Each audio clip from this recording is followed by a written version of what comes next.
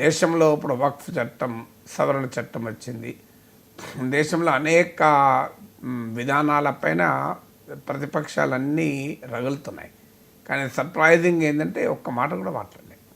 So మరి ఎందుకు మాట్లాడలేదు అనేది ఒక అంశం. అంటే గతంలో మీరు ఏ ఉపన్యాసమైన కేసీఆర్ చూడండి, కాంగ్రెస్ను అటాక్ చేసిన దాంట్లో ఎంతో కొంత భాగం బీజేపీని కూడా అటాక్ చేసేవాళ్ళు. కాంగ్రెస్ను, ఎందుకంటే రాష్ట్రంలో కాంగ్రెస్ అధికారంలో ఉన్న మాట ఎంత నిజమో, ప్రతిపక్ష స్పేస్ను బీజేపీ ఆక్రమిస్తున్న మాట కూడా నిజం.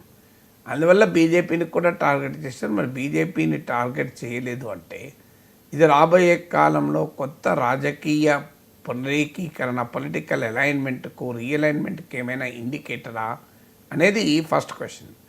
రెండవది, ఇందులో ఎక్కడ రేవంత్ రెడ్డి పేరు పెట్టి టార్గెట్ చేయలే. రేవంత్ ప్రతిరోజు కేసీఆర్ని టార్గెట్ చేస్తున్నా, సింప్లీ ఇగ్నోర్డ్ రేవంత్ రెడ్డి. రేవంత్ రెడ్డి అన్న పదం కూడా వాడటానికి కేసీఆర్ ఇష్టపడలే. ఇది కూడా వ్యూహాత్మకమే. ఎందుకు, ఏంటి ఆ వ్యూహం అంటే, తన స్థాయికి రేవంత్ కాదు, తన పిల్లల స్థాయి అని. ఎందుకంటే అందులో ఒక ఉపన్యాసంలో అన్నాడు కూడా, పిల్లలకే సమాధానాలు చెప్పలేకపోతున్నారు, నాకేం చెప్తారు అన్నాడు. పిల్లలు అంటే కేటీఆర్, హరీష్ అని ఆయన ఉద్దేశం. సో అందువల్ల రేవంత్ రెడ్డి స్థాయి లేదు అని మొదటి నుంచి బీఆర్ఎస్ వాదన. నేను చాలాసార్లు చెప్పాను, స్థాయి అనేది ప్రజలు ఇస్తారు తప్ప ప్రత్యర్థులు ఇవ్వరు. సో రాష్ట్రంలో ముఖ్యమంత్రి రేవంత్ రెడ్డి, ప్రధాన ప్రతిపక్ష నేత కేసీఆర్. కానీ కేసీఆర్ వ్యూహాత్మకంగా రేవంత్తో ఫైట్ పికప్ చేసుకోదలుచుకోలే. అది కూడా వ్యూహాత్మకమే. ఎందుకంటే ఇప్పుడు కూడా పొలిటికల్ రైవల్స్ను కరెక్ట్గా చూజ్ చేసుకోగలగాలి కూడా. సో అది కూడా వ్యూహాత్మకంగానే రేవంత్ గురించి తాను మాట్లాడదలుచుకోలేదు. మూడవది, కాంగ్రెస్ పార్టీలో ఉన్నటువంటి పవర్ స్ట్రగల్ను ఒక రకంగా సింబలైజ్. మనందరికీ తెలుసు, రేవంత్తో పాటు బట్టి విక్రమార్క కూడా పోటీ పడ్డాడు, ఉత్తమ్ కుమార్ రెడ్డి పోటీ పడ్డాడు. ముఖ్యంగా ఈ ముగ్గురు అయితే పోటీ పడ్డారు ముఖ్యమంత్రి పదవికి. అందులో బట్టి విక్రమార్క ముఖ్యం. అందుకే ఆయనకు ఉప ముఖ్యమంత్రి పదవి ఇచ్చారు, ఆర్థిక మంత్రిగా ఇచ్చారు. మరో ఉప ముఖ్యమంత్రి ఎవరికి ఇవ్వలేదు.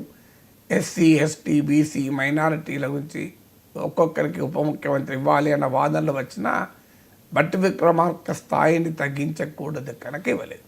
నేను గమనిస్తే నిన్నటి స్పీచ్లో బట్టి విక్రమార్క పేరు పెట్టకపోయినా ఫైనాన్స్ మినిస్టర్ని టార్గెట్ చేశారు. సో ఆశ్చర్యంగా ఉంటుంది మీకు, ముఖ్యమంత్రి పైన టార్గెట్ కాకుండా ఫైనాన్స్ మినిస్టర్ని ఎందుకు టార్గెట్ చేశాడు?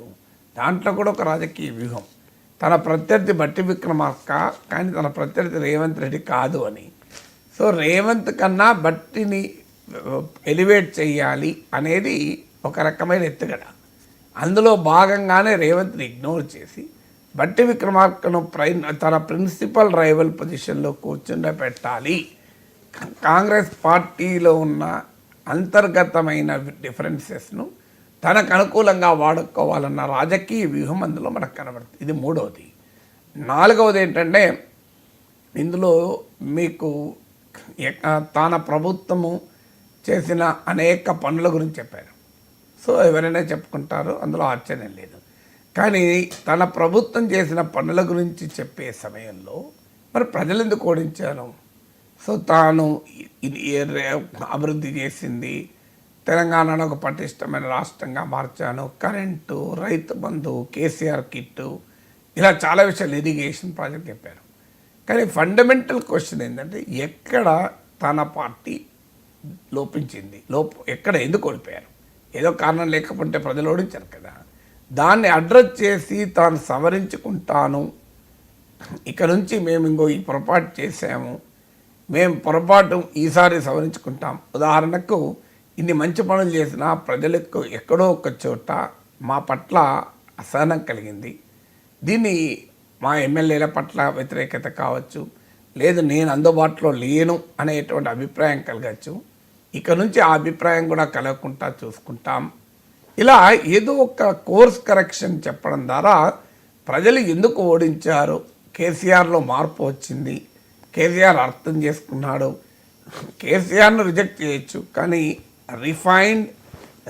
రిఫార్మ్డ్ కేసీఆర్ వస్తే ప్రజలు ఆహ్వానిస్తారు అనే వ్యూహాన్ని ఆచరించాలి. కానీ అది ఎక్కడ ఆచరించలేదు. తన తప్పేమీ లేదు. ఓటమికి ప్రజలే మోసపోయారు కాంగ్రెస్ పార్టీని చూసి అని విమర్శ తప్ప ఆత్మవిమర్శ ఎక్కడా లేదు.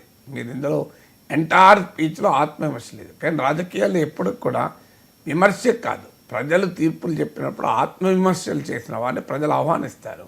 మీకు నరేంద్ర మోడీ స్థాయి నాయకుడు వ్యవసాయ చట్టాల మీద ప్రజల్లో వ్యతిరేకత వస్తే దాన్ని బహిరంగంగా క్షమాపణ చెప్పాడు. అందువల్ల రాజకీయాల్లో అది ఆహ్వానిస్తారు ప్రజలు. సో ఆ రకమైన సెల్ఫ్ క్రిటిసిజం, విమర్శ తప్ప ఆత్మవిమర్శ కనిపించలేదు. ఇక 5వది చంద్రబాబు నాయుడును టార్గెట్ చేశారు. రాజశేఖర్ రెడ్డి మెచ్చుకున్నాడు. మీకు ఇందులో ఆసక్తిగా ఉంటుంది చూడండి. అంటే అది మొదటి నుంచి కూడా బీఆర్ఎస్కు వైఎస్ఆర్ కాంగ్రెస్ పార్టీతో మంచి రిలేషన్ ఉంది, టీడీపీతో ఆ వ్యతిరేకత ఉంది. సో మరోసారి చంద్రబాబు నాయుడును టార్గెట్ చేయడం, తెలంగాణ పదాన్ని నిషేధించాడు చంద్రబాబు నాయుడు అని.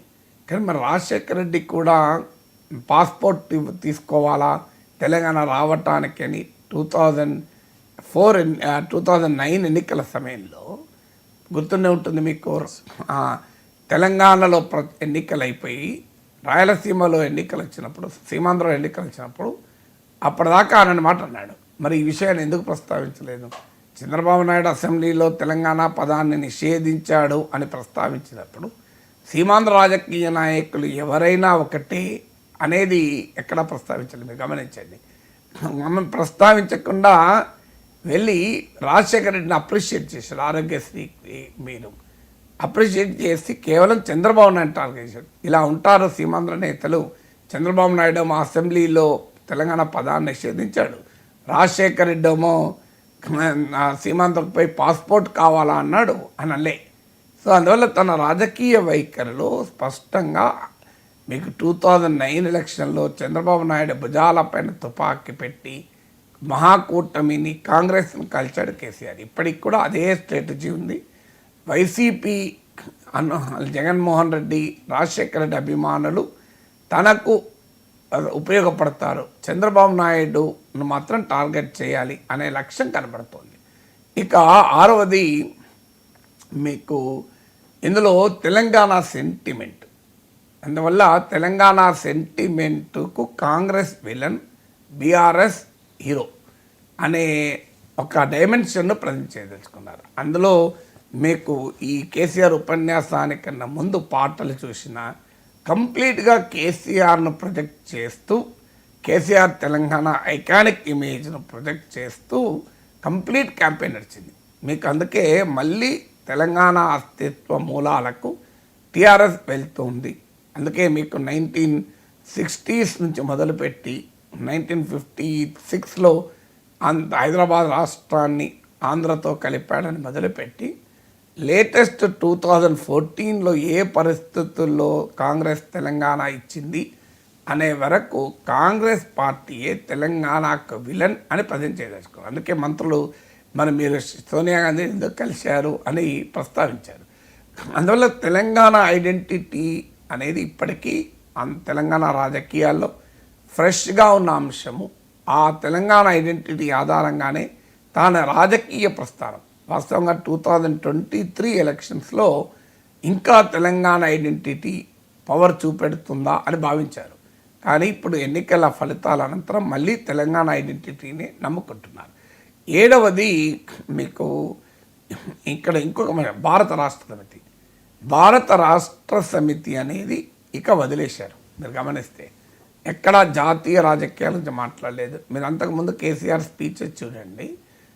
భారతదేశంలో జీడిపి ఇంత, చైనాలో జీడిపి అంత, మన అగ్రికల్చర్ ఇంత, అక్కడింత, అసలు దేశానికి కాంగ్రెస్ బీజేపీలు భ్రష్టు పట్టించాయి, దేశంలో ఇన్ని నీటి వనరులు ఉన్నాయి, ఇంత అభివృద్ధికి అవకాశం పెద్ద పెద్ద ఉపన్యాసాలు ఇచ్చేవారు కేసీఆర్. నేను దాంట్లో ఎక్కడా దేశ రాజకీయాలు, దేశంలో ఉన్న పరిస్థితులు ఏది ఒక్క మాట కూడా మాట్లాడలే. అంటే మరి దేనికి సంకేతం అంటే భారత రాష్ట్ర సమితి ప్రయోగం ఇక ముగిసింది. పేరు మార్చుకోవటానికి సాంకేతిక పరంగా ఏదైనా ఇబ్బందులు ఉన్నా తెలంగాణ రాష్ట్ర సమితిగానే ఉండిపోతుంది అనేది ఇక్కడ క్లియర్ ఇండికేషన్ ఇచ్చారు. 8వది ఆపరేషన్ కగార్. దీనికి మద్దతు ప్రకటించాడు. మీరు ఇదొక ట్రెండ్ రాజకీయాల్లో. అధికారంలో ఉంటే నక్సలైట్లను ఏరివేస్తాం, ప్రతిపక్షాలు ఉంటే నక్సలైట్లను మెచ్చుకుంటాం, అండగా ఉంటాం, మాట్లాడతామని. సో ఎందుకంటే తెలంగాణలో గ్రామసీమల్లో ఇప్పటికీ మావోయిస్టులకు నక్సలైట్లకు అనుకూలత ఎంతో కొంత ఉంది అని నమ్ముతున్నాడా కేసీఆర్? అందుకే దాన్ని ఉపయోగించుకోవాలని చూస్తున్నాడా అనే క్వశ్చన్ వస్తుంది. ఎందుకంటే చర్చలు జరపాలని పిలిపించాడు, ఆపరేషన్ కగార్ ఆపాలని కూడా పిలిపించాడు. సో మరి ఇదొక ఇంట్రెస్టింగ్ అబ్జర్వ్. ఒకవైపు భారతీయ జనతా పార్టీ మార్చి 2026 నాటికి అసలు నక్సలిజమే లేకుండా చేస్తాను అని మాట్లాడుతుంటే కేసీఆర్ ఆపరేషన్ కగార్ ఆపండి, చర్చలు జరపండి అని ఆర్గ్యుమెంట్ ముందు పెడుతున్నారంటే it's what kind of political strategy ఇది అని. మరి అధికారంలో ఉన్నప్పుడు ఎప్పుడైనా చర్చల కోసం ప్రయత్నించారా? కేసీఆర్ ముఖ్యమంత్రిగా 10 ఏళ్ళు ఉన్నాడు. ఎప్పుడైనా రాజశేఖర టైంలో చర్చలు జరిగాయి తప్ప తెలంగాణ వచ్చాక ఎక్కడ చర్చలు జరగలేదు. ఇక 9వది కాంగ్రెస్ పార్టీ ప్రామిసెస్ అవి ఇంప్లిమెంటేషన్. అంటే రాబోయే కాలంలో కేసీఆర్ బీఆర్ఎస్ స్ట్రాటజీ అలా కాంగ్రెస్ ఇచ్చిన హామీలపైన వెంటబడదలుచుకున్నారు. ఎందుకంటే ఆయన స్పీచ్లో అత్యధిక భాగం కాంగ్రెస్ హామీల గురించే ఉంది. మీరు గమనిస్తే సో కాంగ్రెస్ హామీల గురించి ఎక్కువగా మాట్లాడాడు. 10వది ఈ ప్రభుత్వం పైన ఎలా ఉంటారు మీకు ఈ మధ్య ప్రస్తావించాడు కూడా. మీకు దుబాక ఎమ్మెల్యే మాటలు సంచలనం కలిగించాయి. ఎమ్మెల్యేలను కొనండి, మేము డబ్బులు ఇస్తామంటూ రియల్ ఎస్టేట్ వాళ్ళు వస్తున్నారని కొత్త ప్రభాకర్ స్టేట్మెంట్ దాన్ని ప్రస్తావించి కూడా మాట్లాడాడు. ఈ ప్రభుత్వాన్ని మేము పడగొట్టము అని. మీకు రేవంత్ రెడ్డి అధికారంలోకి వచ్చిన డే 1 ఏమన్నారు? ఇది ఎక్కువ కాలం ఉండదు, ఈ ప్రభుత్వం పడిపోతుంది అని. ఇప్పుడేమో ప్రభుత్వాన్ని మేము పడగొట్టము, ఎన్నికలు వచ్చినప్పుడు ప్రజలే తీర్పు చెప్తారు, ఇంకా ఏముంది 1.5 year అయిపోయింది, 6 నెలలు చివరిన ఎన్నికలు, ఇంకా 2.5 years ఉంది కదా అంటూ 5 ఏళ్ల పాటు కాంగ్రెస్ ప్రభుత్వం ఉంటుంది అని సంకేతాలు ఇచ్చాడు. అది దేనికి సంకేతం? అది అంటే తనకు ఎలాగో బలం లేదని కేసీఆర్ ఎక్నాలెడ్జ్ చేస్తున్నాడా? తన పార్టీ ఎమ్మెల్యేలే పోతున్నప్పుడు కాంగ్రెస్ ఎమ్మెల్యేలు లాక్కోవడం అనేది సాధ్యం కాదని అనుకున్నాడా? బట్ ఏదైనా ఈ ప్రభుత్వ పతనం మేము చెయ్యము, ఈ ప్రభుత్వం తన బలం ప్రజల తీర్పునే దారపోతుంది అనే సంకేతాన్ని ఇచ్చాడు. అంటే అదొక క్లియర్ ఇండికేటర్. ఈ మధ్య కొత్త ప్రభాకర్ స్టేట్మెంట్ తర్వాత తెలంగాణలో ఏం జరగబోతుంది, కాంగ్రెస్లో ఒక సెక్షన్ను లాగుతారా ఏమైనా? ఎందుకంటే ఈ మధ్య కాలంలో నిన్న కూడా సీఎం కేసీఆర్ సీఎం అని నినాదాలు మనం చూసాం. సో అందువల్ల అంటే బీఆర్ఎస్ వ్యూహం ప్రతిపక్షంగానే ఉండదలుచుకుంది, ప్రతిపక్షంగానే. ఎందుకంటే ఆ మాట కూడా ఉన్నాడు, మాకు వాళ్ళకు తేడా తెలవాలి, అందుకని వాళ్ళు ఉండనియండి అధికారంలో అన్నాడు. అందువల్ల రాబోయే కాలంలో కేసీఆర్ అనుసరించబోయే రాజకీయ వ్యూహాలకు ఇది క్లియర్గా కనబడుతుంది. అంటే ప్రతిపక్షంలో ఉంటారు, ప్రతిపక్షంలో పోరాడతారు. అది కూడా మీకు నేనే బయలుదేరుతాను కూడా అన్నాడు. ఇక ముందు ప్రజాక్షేత్రంలో ప్రతిపక్ష పోరాటానికి బీఆర్ఎస్ ప్రజా శ్రేణుల పోరాటానికి కేసీఆరే ప్రత్యక్ష నాయకత్వం వహిస్తాడు. ఇక అసెంబ్లీకి వస్తాడా ప్రధాన ప్రతిపక్ష నేతగా అంటే అది అనుమానాస్పదమే. చేంజ్ చేయాలి, మా పిల్లలకి ఆన్సర్లు ఇస్తలే, నాకేం ఆన్సర్ ఇస్తాడు అన్నాడు. సో రేవంత్ గురించి ఒక్క ప్రస్తావన కూడా తీయలేదు. అంటే very clearly is not interested to face Revanth Reddy. అసెంబ్లీకి రాడు, అసెంబ్లీలో కేటీఆర్ హరీష్ రావులే ఆ బీఆర్ఎస్ పక్ష పోరాటానికి నాయకత్వం వహిస్తాడు. కానీ ప్రజాక్షేత్రంలో మాత్రం కేసీఆరే ఉంటాడు. సో నేరుగా ప్రజాక్షేత్రంలో కేసీఆర్ పోరాడతాడు, అసెంబ్లీలో ఆయన తరఫున కేటీఆర్ హరీష్ పోరాడతాడనే సంకేతాన్ని కూడా ఇచ్చాడు. రైట్ సార్, ఈ రజతోత్సవ సభలో కేసీఆర్ భారతీయ జనతా పార్టీని పెద్దగా టార్గెట్ చేయలేదు, ఒకే ఒక విమర్శ చేశారు సార్. మీరు అన్నట్టు 11 ఏళ్లలో 11 రూపాయలు కూడా భారతీయ జనతా పార్టీ తెలంగాణకు ఇవ్వలేదు, అది కేంద్రం తెలంగాణకు ఇవ్వలేదు అని చెప్పి. 2023 ఎన్నికల ముందు చూసుకుంటే బీజేపీ టార్గెట్గా కేసీఆర్ చాలా మాటలు అన్నారు.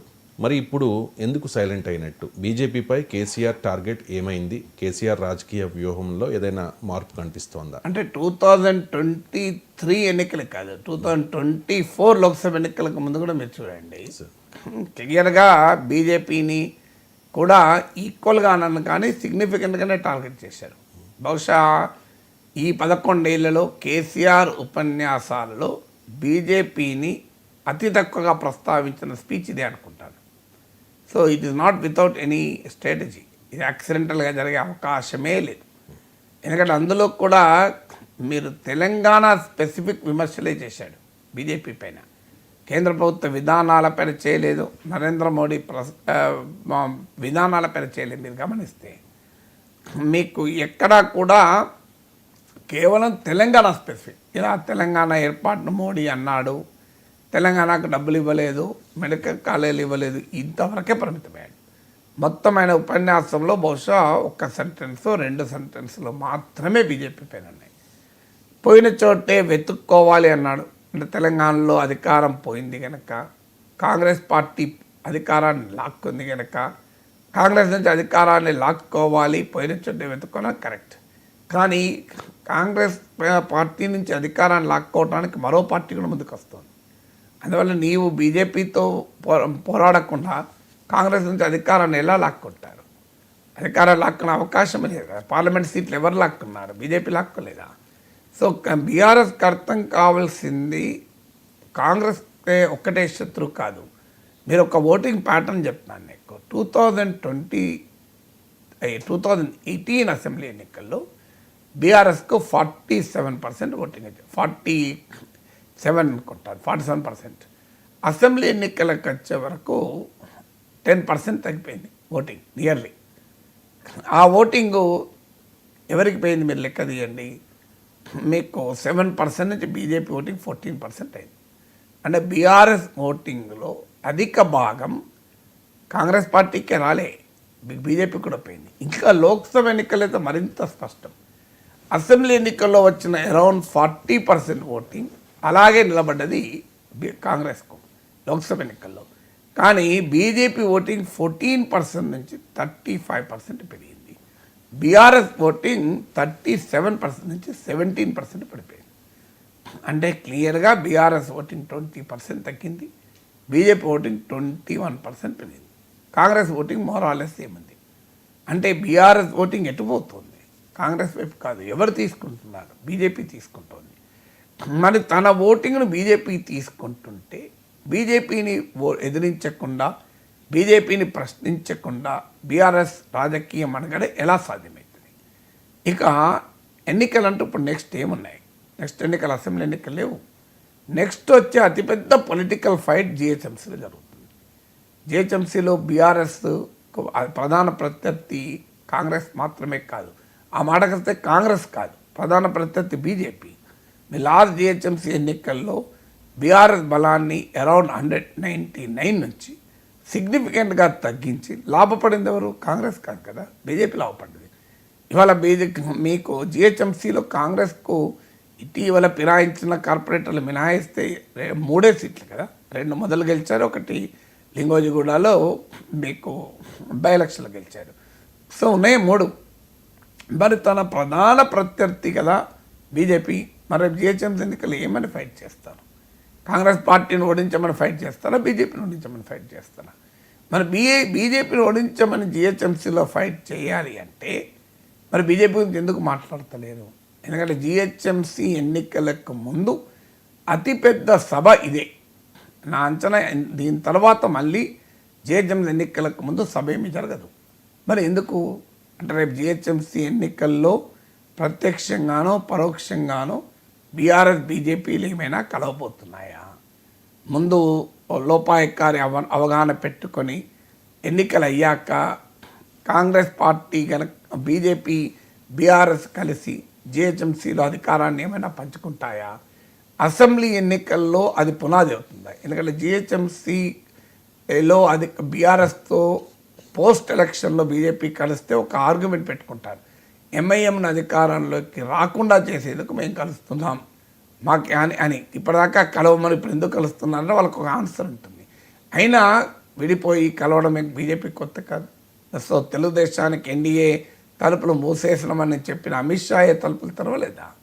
ఏడీఎంకేతో అన్నామలై బీజేపీ ఎంత తీవ్రంగా పోరాడిందో మనం చూడలేదా? అన్నామలై అనే అధ్యక్ష పదవిని తొలగించి ఏడీఎంకేతో పెట్టుకోలేదా? అందువల్ల అదేమి కొత్త కాదు కదా బీజేపీకి.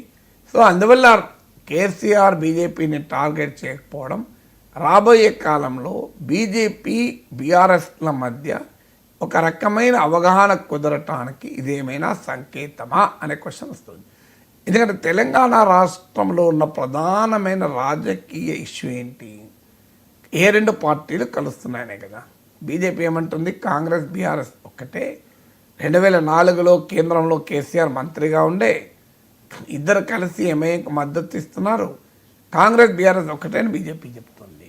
బీజేపీ బీఆర్ఎస్ ఒక్కటే అని కాంగ్రెస్ చెప్తుంది. మీరు ఈ ప్రచారమే కదా బండి సంజయ్ని తొలగించాక కవితను అరెస్ట్ చేయకపోవడంతో అసెంబ్లీ ఎన్నికల్లో కాంగ్రెస్కు లాభపడిన ప్రచార అస్త్రమే ఇది కదా, బీఆర్ఎస్ బీజేపీ ఒకటే అని. ఇక బీఆర్ఎస్ వాళ్ళు బీజేపీ కాంగ్రెస్ ఒకటే అని జనం నమ్మరు కనుక బీజేపీ రేవంత్ రెడ్డి ఒకటే అని వాళ్ళు చెప్తారు. అందువల్ల ఆ తెలంగాణ రాజకీయాల్లో బీజేపీతో ఎవరున్నారు అన్నదే కదా ప్రధానమైన విషయం. అలాంటప్పుడు కేసీఆర్ తనకు బీజేపీతో సంబంధం లేదని చెప్పడానికైనా మాట్లాడాలి కదా. బీజేపీ బీఆర్ఎస్లో కలవవు అని చెప్పడానికైనా మాట్లాడాలి కదా. మరి ఎందుకు మాట్లాడలేదు అంటే 3 రకాల ఉదాహరణలు చెప్పాడు. మీరు తన ఓటింగ్ బీజేపీ తీసుకుంటోంది, రాబోయే రాజకీయ ఎన్నికల సమరం బీజేపీతో జిహెచ్ఎంసీలో ఉండబోతోంది, బీజేపీతో బీఆర్ఎస్ కలుస్తుంది అన్న నరేటివ్తో కాంగ్రెస్ రాజకీయం చేస్తుంది. ఈ 3 కారణాల రీత్యానైనా బీజేపీని ఎదుర్కోవాలి. కానీ ఎందుకు మరి మాట్లాడతలేడు? గతంలోనేమో మీకు చెన్నై, త్రివేంద్రం, కోల్కత్తా, మీకు ముంబై ఇలా అంతటా తిరిగి కాంగ్రెస్కి వ్యతిరేకంగా బీజేపీకి వ్యతిరేకంగా పెద్ద సమీకరణ చేస్తానని బయలుదేరిన కేసీఆర్ కాస్త ఎందుకు బీజేపీ పైన మౌనంగా ఉంటున్నాడు అని ఈ ప్రశ్న నిన్నటి ప్రసంగంతో బలంగా ముందుకొచ్చింది. అంటే చాలా అయిష్టంగా ఒక మాట అన్నాడు బీజేపీని. అది కూడా మోడీ ప్రభుత్వ విధానాలు. ఉదాహరణకు తనకు ప్రధానమైన ఓట్ బేస్లో ముస్లిం ఓట్ బేస్ ఒకటి. అసెంబ్లీ ఎన్నికల సమయంలో గణనీయంగా ముస్లిం ఓట్ బేస్ బీఆర్ఎస్కి పడింది, కాంగ్రెస్ కాదు. లోక్సభ ఎన్నికల్లో కొంత కాంగ్రెస్ షిఫ్ట్ అయినా అసెంబ్లీ ఎన్నికల్లో కేసీఆర్తోనే ఉంది. అలా ముస్లిం ఓట్ బేస్ కీలకమైన వక్ఫ్ చట్టం గురించి కూడా మాట్లాడలేదు కదా, ఒక్క మాట ప్రస్తావించలేదు కదా వక్ఫ్ చట్టం నుంచి. అంటే మోడీ ప్రభుత్వ విధానాలను అనదలుచుకోలేదు. ఒక వివరణ ఏమంటున్నారంటే పహల్గాం దాడులో నేపథ్యంలో ఈ సభ జరిగింది కనుక సెంటిమెంట్ భావోద్వేగం ఉంది కనుక అందుకు కావాలనే మోడీ గురించి మాట్లాడలేదు, బీజేపీ గురించి అని ఒక ఎక్స్ప్లెనేషన్. అదే నిజమైతే మాట్లాడే తీరులో మార్పు ఉంటుంది. పహల్గాం దాడుల గురించి కూడా ప్రస్తావించి ఈ విషయంలో దేశమంతా ఒకటే, నరేంద్ర మోడీ ప్రభుత్వం ఏ చర్య తీసుకున్నా బీఆర్ఎస్ కలిసి వస్తుంది, ఇందులో రాజకీయాలకు అవకాశమే లేదు, పాకిస్తాన్కు మనం బుద్ధి చెప్దాం అని మాట అని మోడీ ప్రభుత్వం వినపడచ్చు. అది కూడా మాట్లాడలేదు మీరు గమనిస్తే. అందువల్ల ఏవి ఉద్దేశం ఏంటి అనేది క్లియర్గా అర్థమవుతుంది. ఇక తనకు రాజకీయ ప్రత్యర్థి కాంగ్రెస్ మాత్రమే.